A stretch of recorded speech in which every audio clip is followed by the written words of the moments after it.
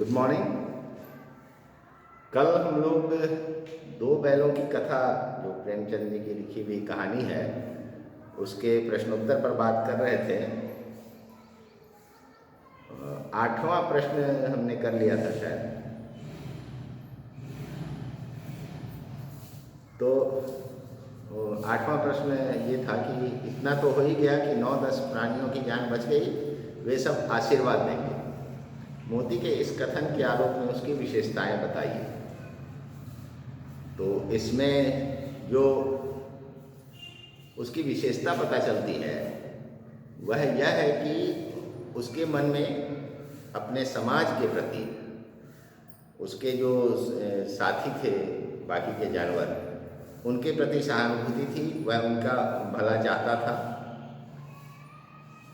साथ ही साथ वह एक आशावादी जीव भी था। उसके मन में आशा प्रचुर मात्रा में थी। वह निराश नहीं होता था। उसने एक सकारात्मक सोच रखा कि मैं नहीं भाग पाया, मेरा दोस्त नहीं भाग पाया तो क्या हुआ, बाकी के लोग जो जानवर थे वो तो निकल गए, उनकी जान तो बच गई, कम से कम ये तो हो पाया। भले ही उसके बदले में उसे पता था कि बहुत मार पड़ने वाली है। तो वह दूसरों के लिए त्याग करने की भावना उसमें थी। वह आशावादी था। समाज के प्रति वह अपने जिम्मेदारी को समझता था कि वह ज़्यादा ताकतवर है तो बाकी जो उससे कमज़ोर हैं उनकी मदद की जाए। उनको आज़ाद कराने में उसने मदद किया इसी भावना के तहत। तो यह उसकी विशेषता थी। वह उसमें परमार्थ की भावना थी, परोपकार की भावना थी। स्वार्थी नहीं था वह। इसीलिए उसने जो दो गधे बचे थे उनको भी धक्का दे के भगाया कि कम से कम ये तो बच जाए। 9वां प्रश्न जो है वह है आशय स्पष्ट कीजिए। आशय स्पष्ट करने के लिए का मतलब हुआ कि जो कथन है उसका मतलब क्या है, क्या कहना चाहते हैं लेखक। इस चीज़ को आपको अपने शब्दों में स्पष्ट करना है, बताना है। पहला है, अवश्य ही उनमें कोई ऐसी गुप्त शक्ति थी जिससे जीवों में श्रेष्ठता का दावा करने वाला मनुष्य वंचित है। लेखक जब दोनों बैलों की बात कर रहे हैं तब उन्होंने यह बात कही कि उन दोनों के बीच एक सामंजस्य था, एक ऐसी मूक भाषा थी जिससे वो आपस में अपने विचार आदान प्रदान कर लेते थे।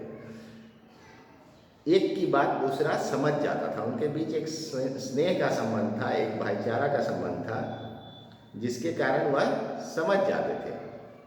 मनुष्य को सभी जीवों में श्रेष्ठ कहा गया है। जितने भी जीव हैं धरती पर, उनमें सबसे श्रेष्ठ मनुष्य को इसलिए कहा गया है क्योंकि वह सोच सकता है, समझ सकता है और बोल सकता है, अपनी बात को भाषा के द्वारा व्यक्त कर सकता है। लेकिन इसके बावजूद आप अक्सर देखेंगे कि दो लोगों के बीच में कई तरह की गड़बड़ियाँ होती है। एक दूसरे की बात नहीं समझ पाते हैं। उनके बीच वैसा सामंजस्य नहीं देखने को मिलता है जैसा इन दोनों बैलों के बीच देखने को मिला।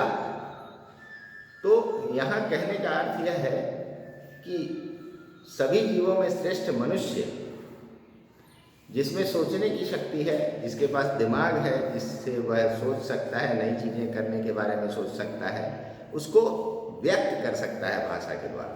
लेकिन फिर भी उनमें मनमुटाव होता है, झगड़े होते हैं, ईर्ष्या द्वेष होता है और वह इतना अच्छा सामंजस्य अपने लोगों के साथ नहीं रख पाते हैं जितना कि इन दोनों बैलों के बीच था।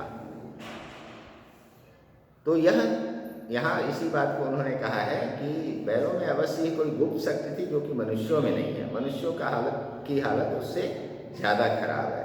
उनके बीच इतनी एकता, इतना प्रेम देखने को नहीं मिलता है अधिकांशतः। दूसरा है कि उस एक रोटी से उनकी भूख तो क्या शांत होती, पर दोनों के हृदय को मानो भोजन मिल गया। अब दोनों बैल, ये प्रसंग है, पहले मैं प्रसंग समझा देता हूँ तो आपको और आसानी रहेगी आशय स्पष्ट करने की। यह प्रसंग है कि जब दोनों बैल गया के यहाँ बंधे हुए थे, उनकी पिटाई हुई थी और उनसे दिन भर मेहनत करवाया गया था और रात शाम के समय जब उनको खाना मिला तो एकदम रूखा सूखा भूसा मिल गया। तो जबकि उनको आदत थी अच्छा खाना खाने की, खूब प्यार पाने की, वो सब यहाँ नहीं हो पा रहा था। ऐसे में जो भैरव की बेटी थी, गया के भाई भैरव की बेटी थी, छोटी सी बच्ची, वह 2 रोटी लेकर आती है और दोनों को एक एक खिला देती है। तो यहाँ लेखक कह रहे हैं कि उस रोटी से उनकी भूख तो क्या मिटी, पर दोनों के हृदय को मानो भोजन मिल गया। तो उतने बड़े बैल को एक रोटी से क्या होना था? भूखे बैल को एक रोटी खिला देंगे तो उससे उसका पेट नहीं भरेगा, लेकिन उनके मन में जो सहानुभूति की इच्छा थी, जो प्रेम की इच्छा थी, उसकी जो भूख थी प्रेम और सहानुभूति की, वह मिली। उस बच्ची का प्रेम देखकर उनका मन संतुष्ट हुआ। पेट भले संतुष्ट नहीं हुआ, लेकिन उनका मन संतुष्ट हो गया। तो यह कहने का आशय है कि उस छोटी बच्ची के प्रेम से दिए गए 2 रोटी उनके मन को संतुष्ट करते हैं। उनके अंदर जो प्रेम और सहानुभूति की भूख थी उसको उसने पूरा कर दिया। इसका यही आशय है। दूसरा है, नहीं दूसरा तो यही था। अगला प्रश्न है, ये वस्तुनिष्ठ प्रश्न है, इसमें 4 विकल्प दिए गए हैं। गया ने हीरा मोती को दोनों बार सूखा भूसा खाने के लिए दिया, क्योंकि गया पराये बैलों पर अधिक खर्च नहीं करना चाहता था, गरीब होने के कारण खली आदि खरीदना उसके बस की बात नहीं थी, वह हीरा मोती के व्यवहार से बहुत दुखी था, उसे खली आदि सामग्री की जानकारी नहीं थी। तो इसका उत्तर हम यहाँ पर अगर ऐसे आपको लगेगा कि 2 उत्तर इसमें सही हैं, एक तो कि पराये बैलों पर ज़्यादा खर्च नहीं करना चाहता था और दूसरा व्यवहार से दुखी था। लेकिन जब हम उस पूरे प्रसंग को देखेंगे तो हम पाएंगे कि गया के साथ जो बैलों का व्यवहार था वह शत्रुता वाला था। उनको लग रहा था कि ये बड़ा दुष्ट आदमी है, हमें ले आया है, जबकि उन्होंने उसको परेशान किया था, इसलिए उसने प्रतिक्रिया स्वरूप उनके साथ बुरा व्यवहार किया। तो इसका उत्तर हम यह मानेंगे कि वह हीरा मोती के व्यवहार से बहुत दुखी था, इसीलिए उसको अच्छा खाना नहीं दे रहा था। अब आगे है रचना और अभिव्यक्ति। इसमें है कि हीरा और मोती ने शोषण के खिलाफ आवाज उठाई, लेकिन उसके लिए प्रताड़ना भी सही। हीरा मोती की इस प्रतिक्रिया पर तर्क सहित अपने विचार प्रकट करें। हीरा मोती जो है उन्होंने शोषण के खिलाफ आवाज उठाई, लेकिन उसके लिए कष्ट भी सहा। तो यह आपके विचार से कैसा व्यवहार था, सही था कि गलत था, यह आपको बताना है। तो यहाँ हम कह सकते हैं कि किसी भी व्यक्ति को, सिर्फ हीरा मोती को नहीं, किसी भी व्यक्ति को अपने ऊपर हो रहे अत्याचार, अन्याय, शोषण के खिलाफ आवाज उठाना ही चाहिए। अगर हम प्रताड़ना के डर से आवाज नहीं उठाएंगे तो वह बढ़ता चला जाएगा। जो शोषण कर रहा है उसका मन बढ़ेगा, उसका उत्साह बढ़ेगा कि अरे ये तो कुछ बोल नहीं पाता है, ये तो निरीह है, तो वह शोषण को और बढ़ा देगा, अत्याचार को और बढ़ाएगा। क्योंकि जो शोषण कर रहा है उसकी नीयत पहले ही पता है कि अच्छी नहीं है, तभी वह शोषण कर रहा है। वो बड़ा परोपकारी होता तो शोषण करता नहीं। तो वह एक अच्छा व्यक्ति नहीं है जो शोषण कर रहा है। ऐसे में अगर उसको पता चल जाए कि मैं चाहे जो भी करूं ये कुछ बोलेगा नहीं, तो उसका मन बढ़ता जाएगा और वह उस शोषण को बढ़ाता जाएगा, अत्याचार को बढ़ाता चला जाएगा। ऐसी स्थिति में ये बिल्कुल सही व्यवहार है कि शोषण के खिलाफ आवाज उठाई जाए, भले उसके लिए हमें कष्ट सहना पड़े। अगर हम आवाज नहीं उठाएंगे तो शोषण बढ़ता चला जाएगा। इसलिए हर जीव का यह फर्ज है कि वह शोषण के खिलाफ आवाज उठाए, तभी शोषण रुकेगा या कम होगा। चाहे उसके लिए उसे प्रताड़ना सहनी पड़े, लेकिन वह कम जरूर होगा। सामने वाला भी सोचेगा कि ये आवाज़ उठा रहा है, तो एक बार वह भी हिचकिचाएगा शोषण करने में।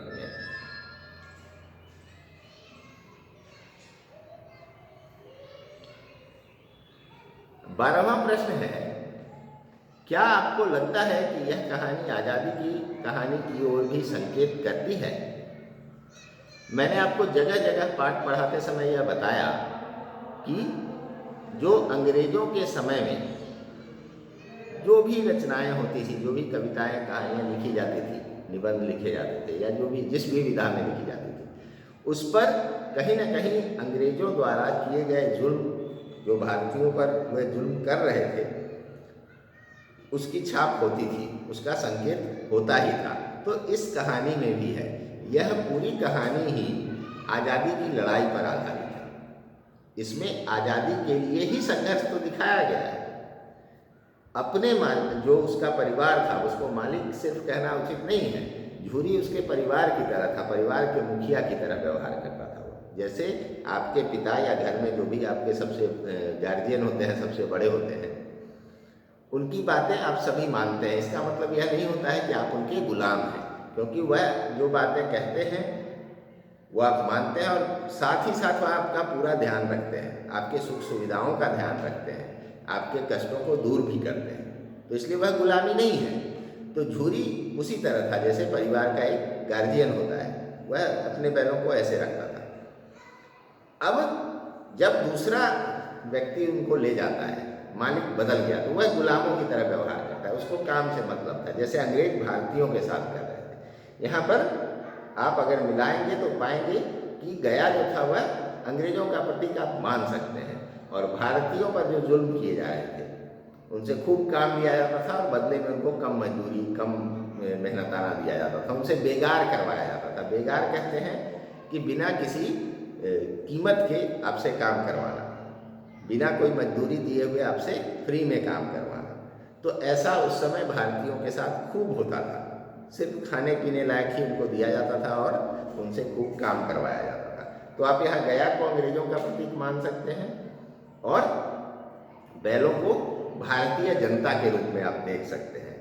तो इस तरह से एक संकेत हुआ। उसके बाद जब वो कांजी हाउस में बंद होते हैं, वहाँ की जो व्यवस्था थी आप उसको भी देखिए। जो भारतीय स्वतंत्रता सेनानी थे, उनको जो जेलों में बंद किया जाता था, तो उनके साथ लगभग वैसा ही व्यवहार होता था।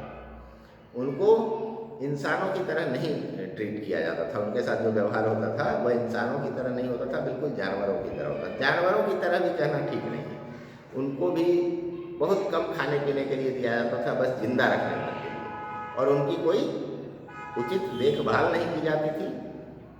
जो व्यवस्था होती थी बस इतनी ही होती थी कि वो किसी तरह जीवित रहे, अगर मर जाए तो उनको वहीं कहीं दफना देता था। तो यह कहानी इस रूप में भी आज़ादी की लड़ाई की ओर संकेत करती है।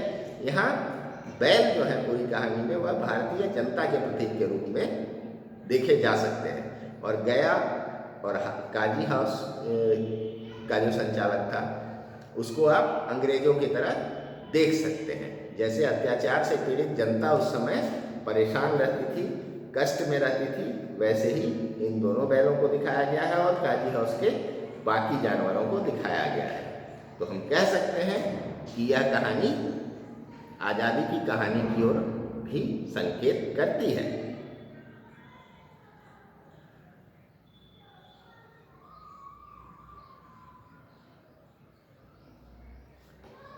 आगे भाषा अध्ययन है।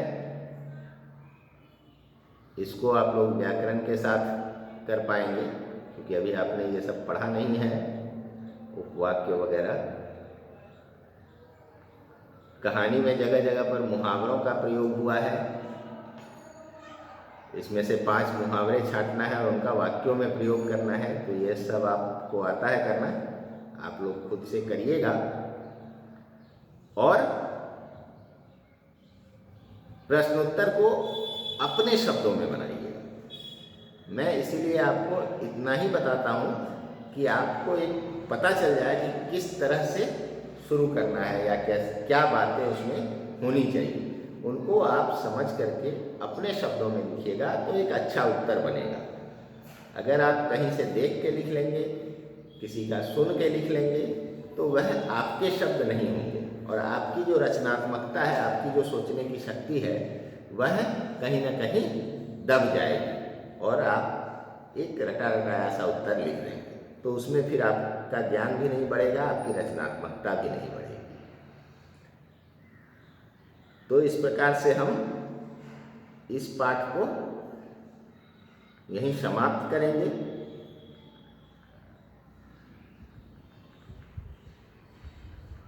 इसमें और कुछ ऐसा है नहीं जो, और आगे अगर ज़रूरत होगी तो फिर आप लोग बताइएगा, मैं फिर से उसको दोबारा विस्तार से बता दूंगा। उसके बाद रख दीजिए। इसके बाद हम लोग जो पाठ करेंगे वह पंडित राहुल सांकृत्यायन की लिखी हुई एक कहानी है। वह कहानी नहीं है, यात्रा वृत्तांत है असल में। वह एक किताब है उनका, घुमक्कड़ शास्त्र, उसी का अंश है लहासा की ओर। उसमें एक यात्रा का विवरण है कि कैसे तिब्बत में लहासा जगह है, वहाँ जाने के लिए उनको क्या क्या दिक्कतें आई, कैसे वह गए, घूमने का क्या तरीका होता है। वो घुमक्कड़ प्रवृत्ति के व्यक्ति थे। इस पर हम लोग अगले क्लास में बात करेंगे। तो फिलहाल हम लोग पहले इस प्रेमचंद जी वाले पाठ का कर लेते हैं, 2 बैलों की कथा का। इसमें आशा है आपको अब कोई दिक्कत नहीं होनी चाहिए। एक बात और जो कहना है कि आप लोगों का तो NCERT का किताब मेरे हिसाब से उपलब्ध हो गया होगा। आपके जो और भी जानने वाले बच्चे होंगे या आपके घर में जो बच्चे होंगे, उनकी किताबें स्कूल में उपलब्ध हैं, तो उनको बताइएगा कि किताबें स्कूल में आ गई हैं, और जितनी जल्दी हो सके वह किताबें ले लें, जिससे कि किताब के हिसाब से फिर चैप्टर वाइज उनकी पढ़ाई चलने लगे। अभी तो उस सिलेबस के हिसाब से कर रहे हैं, लेकिन किताब में वह आगे पीछे होता है चैप्टर। तो किताब जितनी जल्दी ले लेंगे सबके लिए उतना ही आसान रहेगा। यही करना है। और अगले पाठ को आप लोग बोल बोल कर जोर जोर से पढ़ लीजिएगा। उस पर हम लोग अगले क्लास में फिर बात करेंगे। आज इसको इतना ही रखते हैं, छोटा सा ही आज का क्लास होगा, लेकिन काम आपके लिए ज़्यादा है। इस काम को आप लोग करके रखिएगा। धन्यवाद।